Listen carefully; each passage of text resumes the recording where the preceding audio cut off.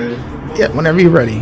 Hi, my name is Kelvin Anderson of the world famous V.I.P Records right here on the east side of Long Beach. Welcome to my house. V.I.P Records actually officially started in 1967 in South Central LA, and it was started by my oldest brother right here, Cletus Anderson. And so we're a big family from the South, from Mississippi. So every time someone would graduate from high school, they would come out here and go to work for him. So I joined the team in 1972, fresh out of high school, and of course we was in LA at that time. So at that point he started opening up more stores. And we opened up one on Vernon and Figueroa, in Pasadena, on Orange Grove and Fair Oaks. The best V.I.P store ever was in West LA on 28th and Crenshaw. So there's multiple locations. Yeah, we had, at one point we had 12 locations. Well, actually at one point we had 14 locations, but majority of the time we got 12 locations all over LA County, LA, Compton, Inglewood, like I say, Pasadena, a few other areas. But pictures that you see over here is like, you know, before rap. Right. Such thing as rap back then. Even like now, last year we celebrated rapping hip hop 50-year anniversary. But what I did was I celebrated New York's 50-year anniversary, because 72, 73, 74, 75, 76, 77 wasn't no such thing as rap music on the West Coast. Wow. Rap music didn't come to the West Coast until 1978 in the form of the Sugar Hill Gang. Now we all know that they wasn't the first rap group, but when you look at across America and around the world, they were the first to do it. That's the first song that comes. I mean, the first group that comes to my mind. That's the first to do it. So, like I say, wasn't no rap music on the West Coast.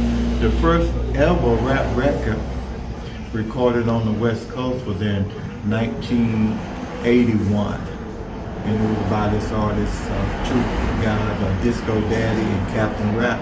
They put out a song called The Gigolo. And that came about from a guy, my oldest brother, Cletus. He actually financed it. He was the executive producer. But the guy who worked for Sugar Hill Records in New York, Duffy Hooks, he the one started the first rap label. So he came out here just for that purpose. A lot of history going on.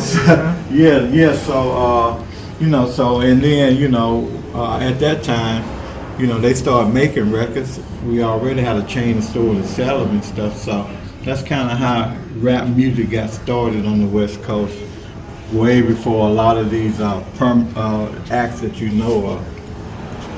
This banner right here kind of shows early 90s, late 80s, early 90s. When I opened a recording studio in the back of the store. So we used to be around the corner where that 7-Eleven is. Yes. That's where we were for 34 years. Like, for instance, this is the first time that Biggie came to V.I.P. B.I.G. right there. So on that day, he was just hanging out with Craig Mack, because Craig was the original face of Bad Boy Records and stuff. He even have on a Craig Mack t-shirt. And at that time, he was still called Biggie Smalls and stuff. He got sued for the name, so he had to change his name to Notorious B.I.G. So he could, yeah. So this is actually the day that Snoop shot the What's My Name video. So he shot 3 videos on the roof of V.I.P. He shot What's My Name, he shot the East Side of G'd Up video on the roof, and he shot this video, the remake of Jermaine Dupri, Welcome to Atlanta. Oh, okay. He did Welcome to Long Beach. I haven't seen that video in a long time. I'm gonna check it out, man. He did that. You will see V.I.P. throughout that video. What else is up here? This is the week that Warren put out Regulate. So that was 94? Yeah. This is a shot from the 92 riots when a lot of stuff burned around here. We didn't. Oh, is this the V.I.P. right here? We were still in the original building. Wow. We didn't have any issues at all, that day, but a lot of stuff around here did burn and stuff. It's a picture of Ricky Harris and stuff, He just passed away. A few years back. So he did like the skits on Snoop Dogg, DJ Easy Dick, and Tadao and stuff. A lot of people don't know that DJ Quick got his start here at V.I.P. DJ Quick and stuff. He was hanging out in the studio in the back, and Russell Simmons up here as well. Yeah.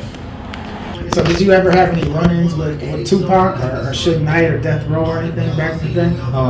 Well, I'll give you my Tupac story. I actually got a chance to meet and talk with Tupac 4 different occasions, and all 4 different occasions were different because he had all these different personalities. I've seen him, like the Black Panther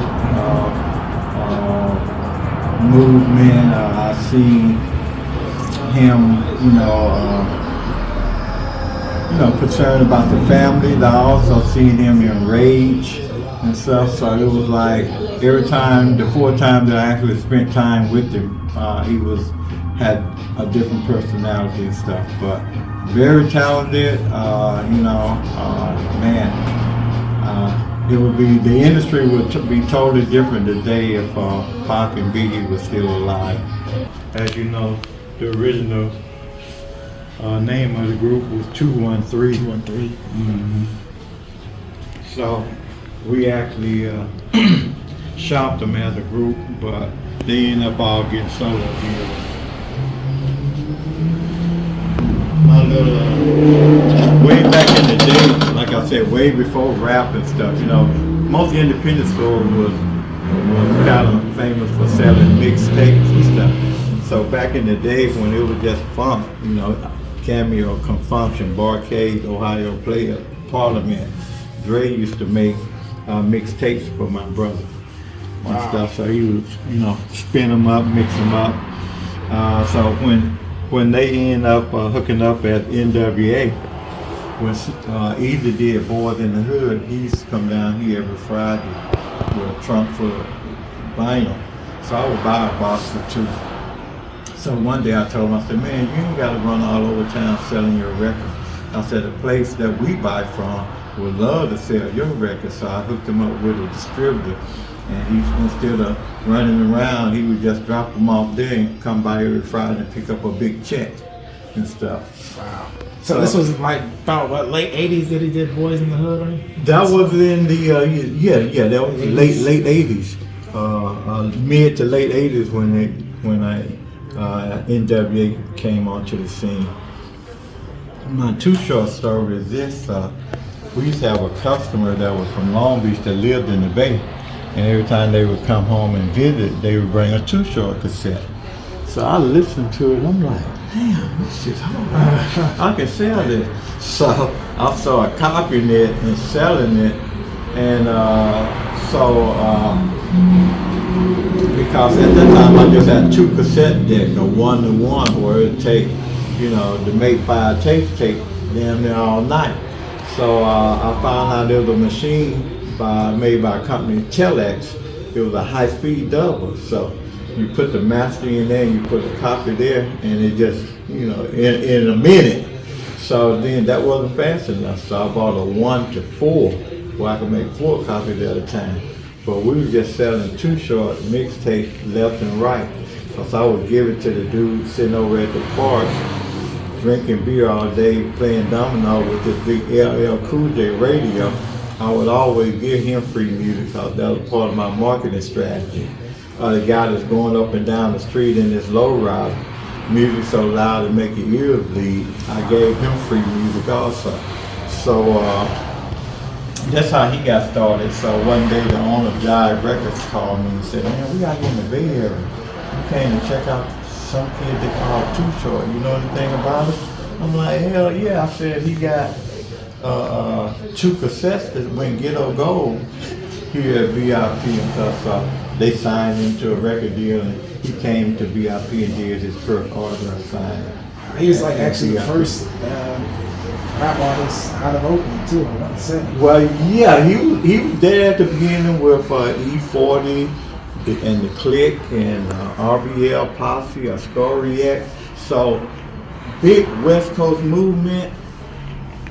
Compton with NWA, and then the Bay Area with 2 Short and E40 and all those guys, and then Long Beach with the G-Funk. And Anything with Suge Knight? Yeah, it was kind of funny. The first time I met Suge, the first time I had a conversation with him was at a convention in Atlanta, and it was an Urban Network convention, I think, and Death Row was getting ready to do the presentation of their artists and stuff, and so it was kind of crazy, you know, that I had met him in the hallway, and you know, I was introduced to him, and she's like, "Oh yeah, man, I heard a lot about you and stuff." And when he shook my hand and stuff, it was just his hands were just so massive. And so he said, "Yeah, man, when we get back to LA and stuff, we need to get together and chop it up and stuff." And so it was like, it wasn't like 30 minutes later that I saw him actually literally knock somebody out. I was like, damn. Yeah. But yeah, he was a force to be reckoned with and stuff. But you know, he did a lot of good, but he also did a lot of damage and stuff. So, you know, but hey, he's responsible for some cats that's really millionaires today and stuff. So it is what it is. Go ahead. So last year, thanks to this young man right here, do you know who Giveon is? We actually seen him a couple years ago. Okay, Giveon, born and raised in North Long Beach, graduated from Poly High School right across the street. So he came a year ago and said he wanted to do something special in his neighborhood, and was there anything that we was working on that they could help us with. So I said, yeah, I'm planning on opening another recording studio. So they said, well, let us help you. Giveon want to help you with that. So man, they made all this happen. Kind of check out our little booth right here.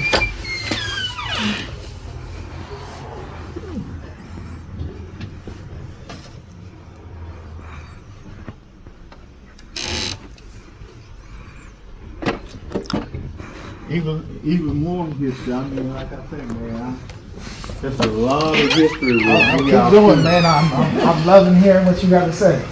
This right here, this is the first ever Ice-T record.